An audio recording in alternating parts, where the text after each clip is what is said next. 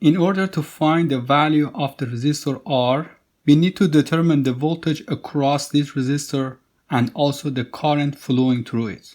As you can see, this circuit is symmetrical and current flowing through the collector of the transistor Q1 and Q2 as well as the DC current gain beta are the same. Therefore, we can assume that their base currents would have similar values. Assuming the transistors are operating in the active mode, then their base current will be the collector current divided by the current gain beta. Now to find the current flowing through the resistor RAB, we divide the voltage across this resistor by RAB.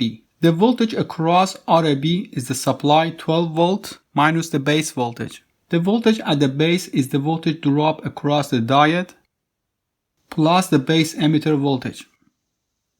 So by calculating this expression, we get the current value.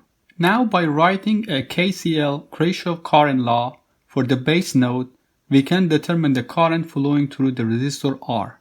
Here is the KCL equation. Basically, it shows that the IRAB current enters to the base node must be equal to the all currents leaving the node. Solving the KCL equation will provide us with the IR current value.